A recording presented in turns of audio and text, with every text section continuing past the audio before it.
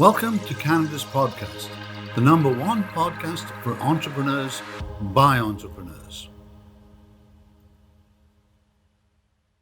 So, everybody, welcome. Okay, and I'm going to kind of move around the room a bit, and we'll go through because I think each of you. Let's try and get a little bit of each of your individual stories about why you're here.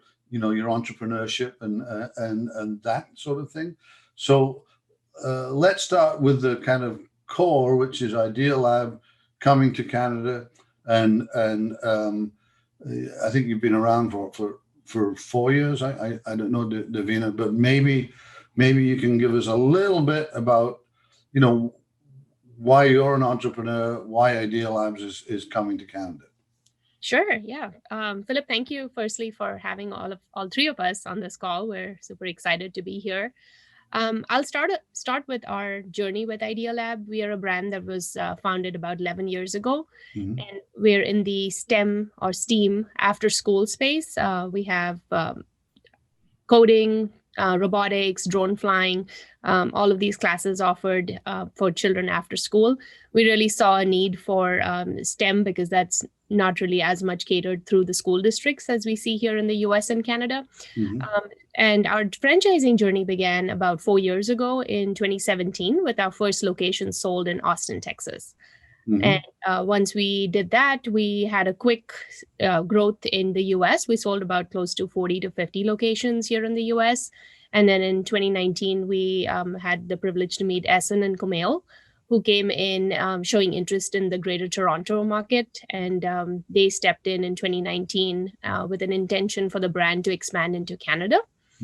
So it's been nothing but a pleasure to have both these guys part of our Idea Lab family.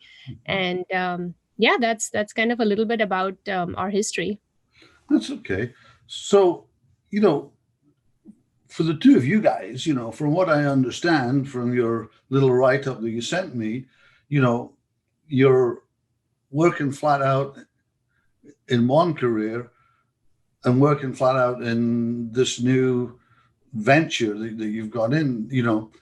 And I always am curious to say, you know, if you have a good career, why the hell are you trying to be an entrepreneur? I mean, that's really, so maybe you can, one of you can dive in on that question first, basically. Sure thing. First of all, again, Philip, thank you for having us. We do appreciate it. In terms of, you know, this specific venture, I'd say, you know, Essen and I have been working together. We've been friends, you know, for over 20 years. And really in the last, I'd say probably 7 or 8 years, we've kind of gotten very serious about, you know, being entrepreneurs and doing our own thing, along with our careers, right? Part of it is, you know, we're kind of looking into the future, to our future, right? And part of it is, you know, it's something that's always been ingrained in us, right? Whether it be, you know, through schooling, like, you know, I've done business management, and all I've thought about is business my entire career, right? So you're kind of, you know, you're kind of paying the bills when you're doing your day-to-day 9 to 5, but you're also looking to kind of expand out of that, right? And, you know, for Essen, you know, I'm speaking a little bit for him, but, you know, with his daughter, you know, he's thinking of the future as well, right? He's trying to set up his family for the rest of his life, right? And for us, it wasn't so much, you know, hey, it's Idea Lab Kids. It was, okay, what are we going to get into? And Idea Lab Kids for us, you know, it was kind of a nice match when we finally got to it. But we've been thinking about this for, you know, 7 or 8 years, and we've been friends for over 20 years. So it was something that was bound to happen. So, Sam, you know, what's your sort of sense of entrepreneurship? I mean, are you guys from an entrepreneurial families? I mean, or is this sort of a new thing to you? So the community that we grew up in, a lot of people in our community are entrepreneurs and business owners. So my father, for example, he had his own business. My grandfather had his own business. So like Kumail said, that was kind of ingrained into our heads since we were little kids. And I remember going to university for 4 years studying accounting. And growing up, whenever I got a part-time job or even a job just to kind of pay the bills, whatever, I never really enjoyed it. And I thought I was being lazy. So I'd always kind of, have this guilt that why don't I enjoy working? But after university, I realized it wasn't that I didn't enjoy working, I just wanted to work for myself. So that's kind of what propelled me. I think it's about passion. You want to wake up in the morning and you want to enjoy what you do at the end of the day, right? And so going to work is like a blessing. It's not a burden. Mm-hmm. And that's what my father and my grandfather had always ingrained in my mind growing up. Mm-hmm. Yeah, that's interesting. Philip, what about the two of you? I mean, is this a new thing in your life, or have you come from entrepreneurial backgrounds? I don't know if you were asking me, Philip, but yeah, something I would add to that is, I've grown up with, just like S and Kumail, with entrepreneurs in the family. Mm-hmm. And I started my career in oil and gas. I started off in Dubai and then transferred to Houston. Well, Houston, that makes sense. Yeah. Anyone in Houston is touched by the oil and gas sector somehow. And I went to business school, like I mentioned earlier, at Rice University, and sitting in my entrepreneurship classes, I didn't realize what a huge impact it had on me, because I followed the traditional path of joining oil and gas right after Rice. But in 2010, once I had my first child, that made me kind of take a pause and, think about those questions that Essen just mentioned. Am I passionate about what I do? And is this what drives me to wake up every day and go into work? And the answers I got back were no, I want to do something for myself. And, that pivoted my journey to small business ownership. Mm-hmm. And honestly, I haven't looked back since. But, the two things that both these gentlemen mentioned were passion. And that's when we interviewed them in 2019, that was the big driver, was they were very passionate about the education space and about Canada and the lack of what they were seeing out there. And that honestly, I think once we heard that from them, we were like, we found the right partners. Okay. So guys, I mean, come on, what's been the biggest challenge in terms of, setting this venture up? I mean, you've been at it for about a year, from what I can understand. It's not been the most common year, so you can say that again.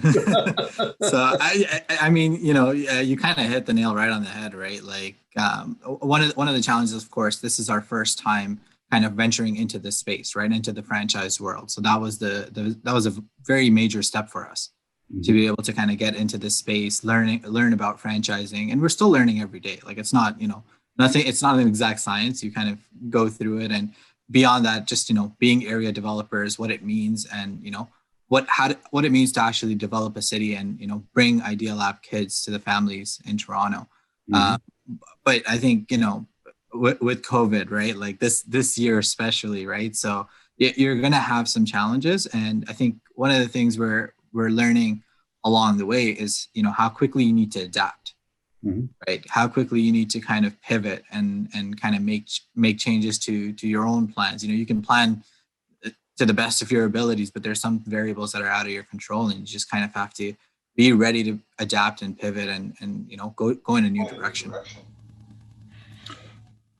So what about the transition from, one career focus to another focus? Because, we all know, at least, I grew up with an entrepreneurial father, and his things for me was, 50% planning, 50% hard work, and 50% luck equals 150% effort. So I'm kind of interested in you guys, because you're continuing one career and kickstarting this new challenge. How getting to 250% is pretty hard going, kind of thing. Right. That's a good question. We get that a lot, actually, right? How do you balance that, and how do you put on your focus on one thing or the other? The good thing about us is that we complement each other pretty well, Kumail and I. So we obviously share the responsibility. The other thing is obviously a lot of our weekends and evenings are tied up with Ideal Lab kids. And so, at this time in our lives, we don't have a lot of free time, but that's okay because we understand the potential and, where this can go. And like all entrepreneurs, I think, they all work smart and effectively, and it's all about time management. And that's what we're trying to learn right now. But our families have been super awesome. They understand our commitments. They support us, and I think throughout this process, if you don't have a supportive family, then you can't really achieve those goals. So to have your family along with your goals and understanding that this is a time where you have to put in the hours, but at the same time, you can be put about a balance. You have that time whenever you can. They appreciate that. So we have supportive parents, supportive spouses, children, and they help us along the way and keep us going to keep us motivated. Let's move on to challenges, and I think it's very interesting for people to understand how entrepreneurs overcome challenges, and there's lots of ways that it's great because I get tons of different answers to this question. So Devina, let's start with you. As an entrepreneur, how do you overcome those challenges, those walls that we hit? Is there a process that you kind of got into that helps you get through that? Sure. Yeah. No, great question, Philip. Especially given the kind of year that we've had, we've all been thrown into some version of a challenge or the other. Mm-hmm. But I liked what you said. As entrepreneurs, we do have those decisions. We make several of them in a day. I read somewhere that a human mind goes through about 50 to 60 decisions just throughout a general 24 hours in a day. So I think I would respond to your question by saying the challenge that we faced last year in March when everything was going fine, we were all operating. Jan and Feb had been great months for our location in Canada. We have one in East Oakville. And in March, all of a sudden, we had stay-home orders issued, and nobody at that point knew how long this would last. I feel like we were all suddenly thrown into this, unknown of what does this look like. What we kept hearing from our families and our parents were, our kids are home, we have nothing to do, and even schools at that point had still not yet figured out virtual schooling. So one of the things that we did, Philip, as a brand, was that we pivoted ourselves to the online space. And we took our classes or our experiments and we tried to make these videos which could be taught online. So one of them we did was on Facebook Live, which was a robot that could be made out of Amazon boxes that kids' families had at home. And it went viral in our Idea Lab world, and that video got about 5,000 views. Parents appreciated it, and we realized that we needed more of that. So as we faced that challenge, what the solution that came out of it was, let's try to figure out this technology space and how do we merge technology with our program, which is so hands-on. And last year, that led into a couple of things for the brand. Major pivots for us. We introduced online tutoring, which is now offered at all of our centers. It's available for K through 5, K through 6, and those age groups. The second thing was we introduced a platform, an internal technology build platform for our franchisees, and all of our lessons are basically hosted on that platform. So it made it easier for them to take this platform and teach classes. And lastly, because of the need of these online classes, our franchisees now teach classes that are online. And now since March, we've gone into several lockdowns. I think out there in Toronto, you guys are still on a lockdown mode versus us in Texas. So the online classes is definitely something that's helped us. It's been a tough year in terms of revenue, but it's helped us stay top of mind for the customer.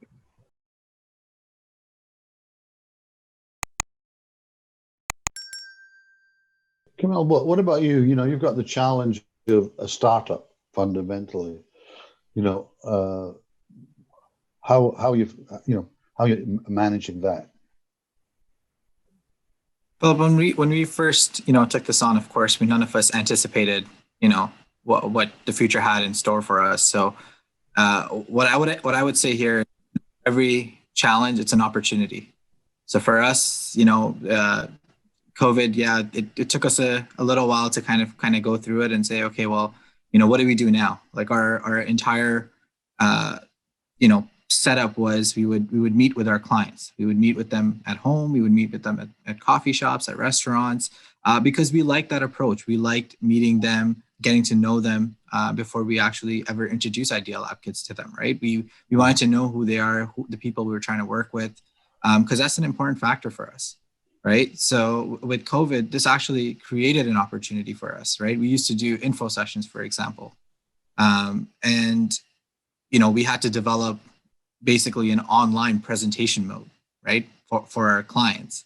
Some challenges still exist, right? So when you're meeting somebody, and I think Philip, maybe you can kind of, echo the same sentiment. Like, you may have people that you would meet previously in your studio, and now you're here, doing Zoom calls.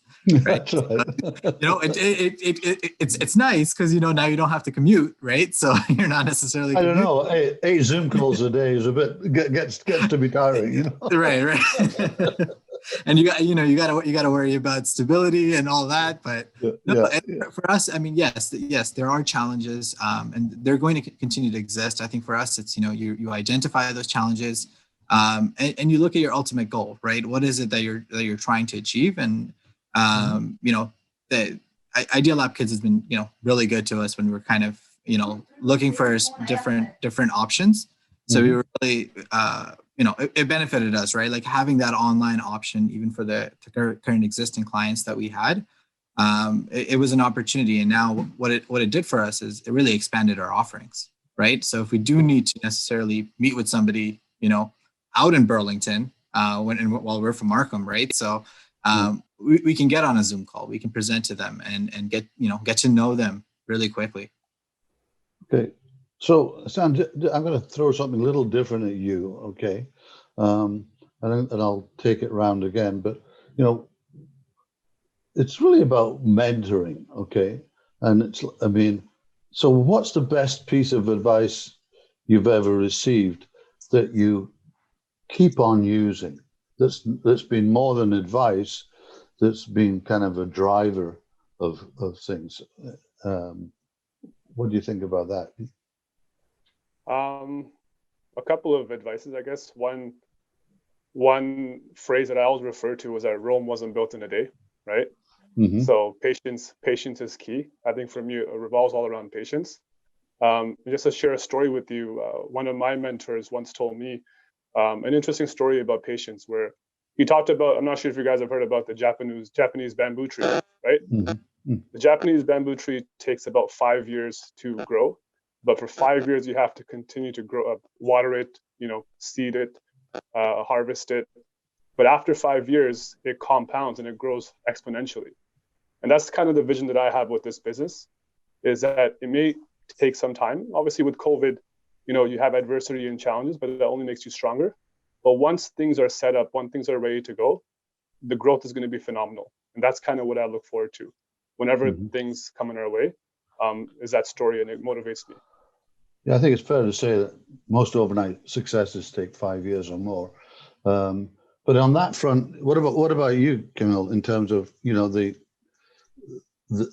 advice side of it, the mentoring side of it? Is there anything that you kind of carry around with you on that side as well?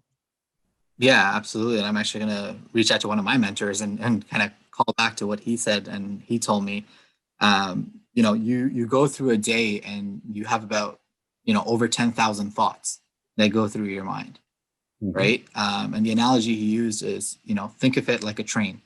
You're at a train stop, and there's, trains going throughout the day. It's up to you which train you decide to get on, right? So these are your thoughts kind of going through your mind. And it's all about setting up your mindset, right, in the right way. So it's what train do you take? What mindset do you take? You have 10,000 thoughts. You can't get on every single train, right? You're going to have 10,000 thoughts maybe in a day, and you go through maybe 5 thoughts that you kind of keep coming back to and say, you know what, this is something that makes sense. And right. So when we were, for us, the decision to go into anything, right? It doesn't have to be Ideal Lab Kids, any business, any venture. when you go into it, it's the mindset. You know, Mhm. day after day, can I keep taking the same train, right? Or are my thoughts going to be all over the place? That's good. I've got to ask you now, Devina. You know, because those are good. That was really good, guys, in terms of the thinking part of it. So on that mentoring side, what's your insight on that? Yeah, I was saying I'm feeling so inspired hearing all these answers. Mm-hmm. So, Philip, for me, I think it would be failure. As entrepreneurs, we tend to we get asked a lot about our successes. And the one thing that we don't talk enough about is our failures. And that's a huge advice that I've received from mentors along my journey. Mm-hmm. I had, prior to this franchise, I had a different franchise, and I had a top performing store in the nation in the US that always placed in the top 3. Mm-hmm. And then I had one center, same owner, same operator. I had one center that was a low performing location. And in 2017, when Hurricane Harvey hit, that store really took a further deep dive in their numbers and kept operating in the red. So it was a tough decision for me to make, to actually, figure out, how do I exit this venture? How do I close the doors? It wasn't viable to operate that center. I was in a lease that was ending, but I also employed in that community. I gave work to 10 people, and so the biggest 10 teachers that operated at that location. So the biggest toughest decision was really moving those teachers around, and I was able to accommodate them at the other centers. And we closed down that location at the end of 2017. So when people ask me about my journey, that's one thing I definitely share with them is, I've gone through the whole gamut of opening a store, operating it being profitable, and the top performing, to one being, the lowest performing, actually closing it. Okay. So one more quick question, because we're kind of running into time things as we normally do. And I'm going to go around the 3 of you, and we'll keep with you, Devina. And in terms of, if you had to pick one word to describe yourself, what would it be, and why would you choose that word? I would probably say I'm a strong leader.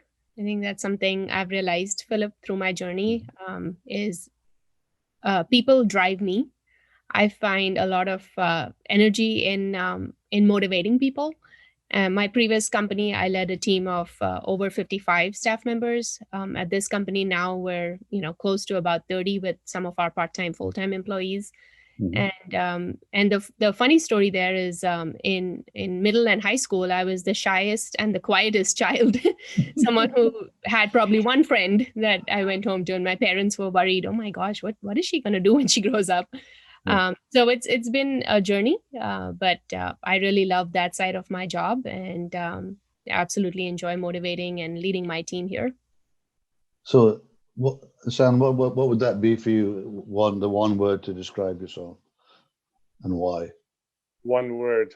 I would say persistence, probably. Just because I hate giving up. I think it was Babe Ruth who said, you can't beat the man who never gives up. So that's kind of how I try to live my life and in my business ventures. And I think if you have that mindset of never giving up, so many times you come close to your goal and you're hit with adversities, and you don't realize that the very next step is where the goal is actually present. But if you give up at that point, then you're just inches away from success. So yeah, never giving up, persistence. Well, what's your thoughts? I'd say driven, right? So when I see a goal and I want to achieve it, I'll go to the ends of the earth to achieve that goal, right?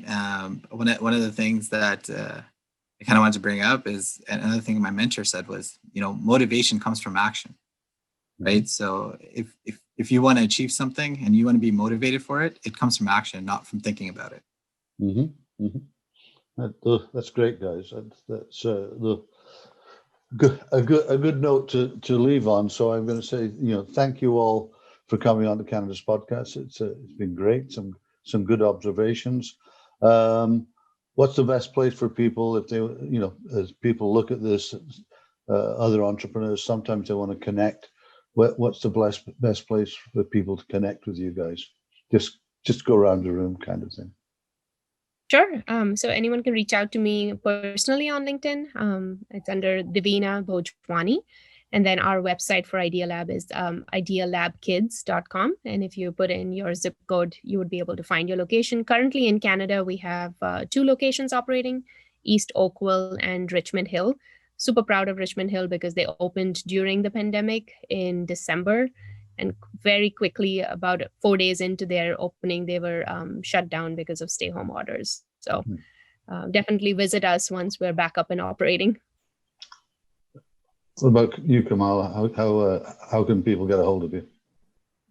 Yeah, the best way to reach me, they can give me a call, 647-999-6353, or by email, kamal@idealabkids.com. Devina mentioned the 2 locations. I'd also like to mention, we are going to be up and running soon in Pickering, and we're running some programming out in Stouffville as well. So cool. It's an up and coming. Yeah, don't forget the West End, guys. Well, you got East Oakville. Yeah, well, we got East Oakville. we'll have the West End soon enough. No problem. Stan, how can people get a hold of you? Yeah, you can reach me on my personal cell phone number, 647-995-7292, or by email at essen@idealabkids.com. Okay. We're always open to taking phone calls and connecting with people. So by all means, register anytime. Okay. Well, guys, as I said, thanks for coming on. I really appreciate it. And, good luck in the new venture, guys. Good luck. Thank you for the opportunity. Thank you. It's been a pleasure. Thank you. Thanks. Bye-bye.